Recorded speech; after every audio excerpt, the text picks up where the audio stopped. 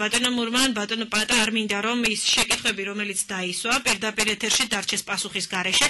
როგორია თქვენი პოზიცია და პასუხი ბატონი ასლანის კითხვებთან დაკავშირებით, ბორდის დაკომპლექტებასთან დაკავშირებით აქვს მას გარკვეული შენიშვნები, რა პასუხს გასცემთ? რაც შეეხება ბორდის დაკომპლექტების საკითხს, კანონმდებლ კანონში ჩვენ გავითვალისწინეთ მხოლოდ მინიმალური კრიტერიუმები. როდესაც ეს კანონპროექტი კანონად იქცევა, მეგრე აჭარის მთავრობას აქვს დრო იმისათვის, რომ უფრო დეტალურად გაწეროს საკუთარი აქტით, როგორ მოხდება საერთოდ ამ ბორდის, რა თქმა უნდა, ამ ბორდის წევრების შერჩევა და სხვა რა დამატებითი კრიტერიუმები ან სხვა რა კრიტერიუმებს უნდა აკმაყოფილებდნენ. ჩვენ სწორედ ეს სამწლიანი გამოცდილება და სპეციალურად არ მივუთითოთ პროფესია, იმიტომ რომ თუ კი სახელმწიფოს მეთაური ან სხვა ნებისმიერი თანამდებობის პირი შეიძლება იყოს სხვადასხვა პროფესიის ადამიანი, არ ვიცი ახლა რომელი პროფესია უნდა მიუსაგადაგოთ ტელევიზიის დირექტორობას, მხოლოდ ჟურნალისტობა არის საკმარისი თუ მხოლოდ მენეჯერობა არის ამისთვის საკმარისი. ამიტომ არის რომ ცნობილი სახე იქნება, ეს ცნობილი არ ნიშნავს რომ აუცილებლად მომღერალი მოცეკვავე ან სახევი და ცნობადი სახე იქნება საზოგადოებაში, საკუთარი ეგრეთ წოდებული ბექგრაუნდით, გამოცდილებით და ასე შემდეგ. სხვა კრიტერიუმები ნამდვილად დაკონკრეტდება. რაც შეეხება დროს, ნამდვილად ვერ ვიზამდით აი ამ კანონპროექტის ფორმალური განხილვის ან განხილვის იმიტირებას, რადგანაც როდესაც მისი განხილვა ხდება, ადამიანებს დრო უნდა მისცე გაცნობისათვის, მე შესაბამისი უნდა გაიცვალისწინოს სულ მცირე ეს პროცესი წაიღებდა 2 კვირიან პერიოდს, როდესაც ჩვენ დღეს ფაქტიურად პრობლემა გვაქვს ამ ტელევიზიის ამოწყების დაფინანსებისაც წმინდა სამართლებრივად. ამიტომ მოხდა ეს ასე დაჩქარებულად და აუცილებლად უნდა გავითვალისწინოთ ის, რომ ეს არის დროებით 1 წლის ვადით მხოლოდ, ხოლო მას შემდეგ რაც აჭარის ავტონომიური რესპუბლიკის უმაღლესი საბჭო დაიწყებს ცალკე კანონზე მუშაობას, რომელიც მან უნდა მიიღოს ამ საზოგადოებრივ მაუწყებელთან დაკავშირებით, აქვე დრო იქნება, შესაძლებლობა იქნება და ვფიქრობ მაქსიმალურად ამ დროისთვის შესაძლებელია გამოვლინდეს კიდეც ის ხარვეზები, რომელიც შეიძლება ამ კანონპროექტს აღწესთან. ბატონო მურმან, ბორდის დაკომპლექტებასთან დაკავშირებით იყო ესეთი მოსაზრება, რომ შესაძლებელია იყოს ამ წევრების არ იყოს ანაზღაურებადი. ეხლა სადავოთია ბატონო ასლანმა რაც დააყენა პოზიცია როგორ მას საერთოდ მიმეჩნია რომ დედამიწაზე უფასო არაფერი არ უნდა იყოს. ყველა შრომა უნდა იყოს ანაზღაურებადი და მათ შორის ჟურნალისტის სამუშაო და ბორდის თანამშრომლის სამუშაოც უნდა იყოს ანაზღაურებადი. არავითარი მნიშვნელობა არ აქვს, ეს არის ქუთაისელი, თბილისელი, კახელი თუ გურული თუ იმერელი. ამას არავითარი მნიშვნელობა არ აქვს. ასე ნუ დავყოფთ, ის იქნება საქართველოს მოქალაქე ადამიანი. ეხლა ბორჩა ადამიანი მოხდება საკუთარი პროგრამით, საკუთარი ვერსიით, საკუთარი წარმოდგენით, მის კონცეფციას ჩამოყალიბებს, ასე მთავრობა ასე ადვილად არ არჩევს იმათკაც დარწმუნებული ვარ. არ იქნება ეს ჩაწყობები და მიწყვები როგორც აქამდე იყო. შეგვხვდებიან 10 კაცს რო წარმოადგენს, შემდეგ უნდა გაეცხრილოს ეს 10 კაცი და იქიდან მხოლოდ 5 უნდა დამტკიცდეს ბორდისათვის. ამ აჭარის უნივერსიტეტი ასე ვთქვათ მეორე ცხრილი იქნება იმისათვის, რომ ეს ადამიანები კიდევ იმათიდან კიდევ უფრო უკეთესი 5 აარჩიოს. Როგორც ამას არ ვეთანხმები რომ უფასოდ უნდა იმუშაოს, უფასოდ ვერ იმუშავებს, თუმცა ეს მესიაზრი აქვს, ახლა რაც უფრო მნიშვნელოვანია.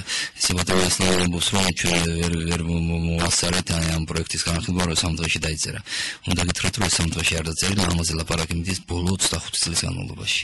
ჩემი ახალგაზრდობა 20 წლის ვიყავი რომ ამაზე ლაპარაკობდნენ, 25 წლის ვიყავი და დღეს უკვე ნახევარი საუკუნის ვარ და კიდევ ამაზე ლაპარაკობენ და ერთხელ და სამუდამოდ დავასრულოთ. აჭარის ტელერადიო მოუწყებელი სამთავრობო ასე ვთქვათ საქმეუწყებო დაწესებულება ამ თქვენ ჟურნალისტებს რო უწოდებთ საკუთარ თავს, თქვენ ხართ საჯარო მოხელეები და ფინანსდებით ასე ვთქვათ ბიუჯეტიდან და თქვენ ხართ ასე ვთქვათ სახელმწიფოს თანამშრომლები და სამწუხაროდ ჟურნალისტები არ ხართ. რეალურად ჟურნალისტები ხართ. პროვადად კი არ ხართ და მე მინდა რომ პროვადად იყოთ ჟურნალისტები და ეს აღდება საქართველოს პროვადი ამას დააჩქარებს. რაც შეეხება ახლა ცხოველების შეტანა საქართველოს კანონი არ არის ასე ვთქვათ ის დისკრეცია და წერტილი არის დასმული დამთავრდა არაფერი არ ეშველება.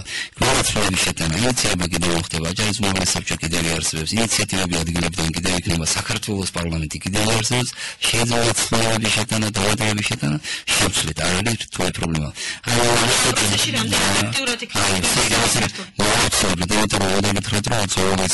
ვიყავი 2004-2008 წლებში ძალიან ბევრს წერდი ამის შესახებ, ძალიან ბევრს ვაცხადებდი, იმიტომ რომ 6-7 ფილოსოფია თქვენი ტელერადიო დეპარტამენტი და არც ესე გარკვეულად ვაფინანსებდით ჟურნალისტს სამხედრო საჯარო მოხელესა და ეხლა ეს საკითხი მალე მოგვარდება, მე ვფიქრობ რომ 15 დეკემბრამდე უნდა მოასწროს თუ არ მოასწროს, ეხლა ბატონ პარლამენტს ვეთანხმები რომ მაშინ საქართველოს აჭარის მთავრობის თავმჯდომარეს მოუწევს ასე ვთქვათ, ასე გამოიყენოს საკუთარი უფლება და უფრო დანიშნოს ტელერადიო დეპარტამენტის ხელმძღვანელი.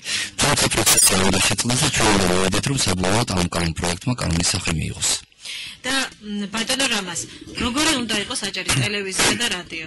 გარკვეული ბოლო წლების განმავლობაში ცხადდება ის რომ ჩვენ ის ადამიანები ვინც აქ არიან დასაქმებული იურიდიულად არიან საჯარო მოხელეები, თუმცა აკეთებენ საქმეს, რომელიც მეტნაკლებად კი არა დაუკავშირდება ჟურნალისტიკას და ზოგადად როგორია ეს დღეს თქვენ გქონდათ ამის შეფასების საშუალება, ანუ როგორი გინდათ რომ იყოს?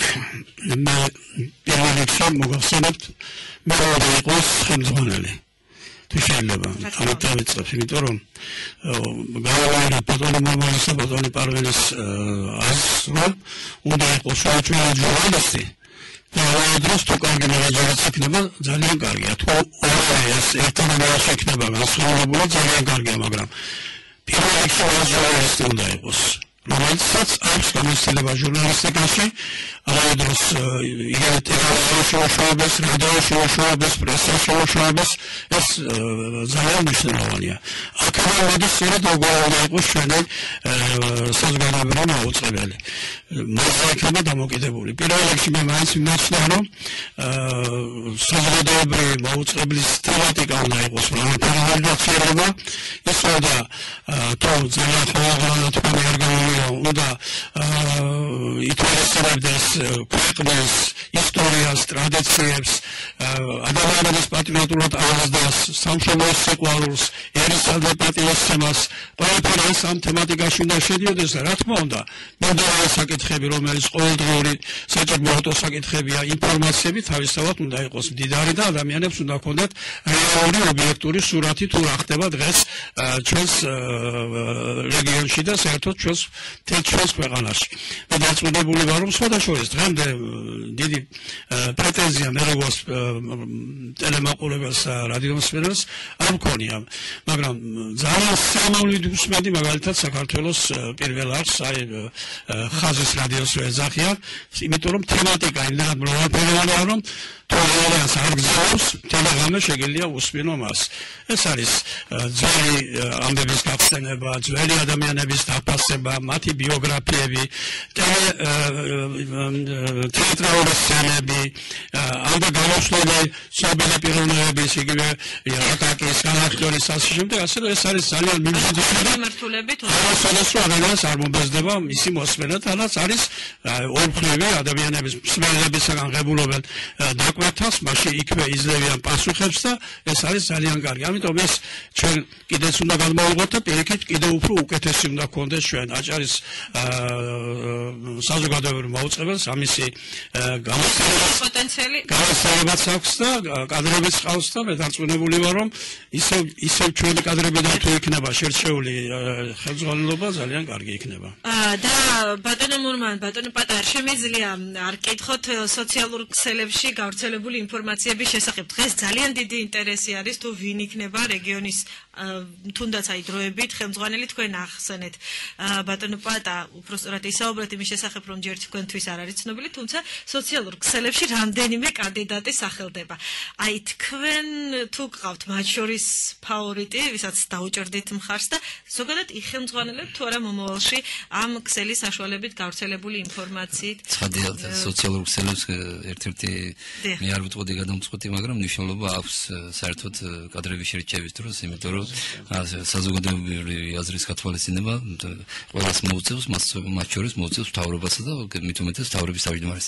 ასეთი გაუგოთილი კადრი არ ყავს, მაგრამ მე მირჩენია რომ თქვენ ჟურნალისტებად დაждეთ მოილაპარაკოთ და თქვენ თვითონ სოციალურ ქსელებში აქტიურად რომ მთავრობის თავმჯდომარედ ზუსტი კანდიდატურა მიაწოდოთ. აი, როგორია თქვენი პასუხი ბატონო პაატა? ჩემ პასუხს რაც შეეხება მე მაინც წარმოადგენ აქ ავტონომიური რესპუბლიკის აღმასრულებელ ხელისუფლებას და ჩემი სიტყვის თავისუფლების ფარგლები ნამდვილად არის შეზღუდული ამ შემთხვევაში. ნამდვილად არავინ არ ყავს, რა თქმა უნდა, შეიძლება წმინდა ადამიანურად პირადი სიმპათიები ვიღაცის მიმართ გამაჩნდეს, მაგრამ კიდევ ერთხელ ვიტყვი, რომ ნამდვილად არ ვიცი ვინ განიხილება და საერთოდ განიხილება თუ არა ამ დროისთვის რომელიმე კანდიდატურა დაუშვათ ამ ტელევიზიის დირექტორის თანამდებობაზე. მე მადლობა მინდა გადაგიხადოთ გადაცემაში მონაწილეობისთვის ბატონო მურმან, ბატონო რამაზ, ბატონო პაატა. მე იმედს გამოთქვამ, რომ ეს და კიდევ სხვა ძალიან მნიშვნელოვანი თემა იქნება ამ სტუდიაში განსჯის საგანი და შევიკრიბებით კიდევ რამდენიმეჯერ. მე მსმენელს მინდა შევახსენო, კომპეტენტური პასუხის სტუმრები იყვნენ საქართველოს პარლამენტის ვიცე-სპიკერი მურმან დუმბაძე, აჯარის მთავრობის აპარატის იურიდიული დეპარტამენტის უფროსი პაატა ჯალაღონია და მწერალი რამაზ სურმანიძე. გადაცემა ჟურნალისტი მაია ვარშენიძე უძღვებოდი, რეჟისორის პულტთან ქეთევან ნაცვლიშვილი მუშაობდა. მე ორშაბათამდე გემშვიდობებით.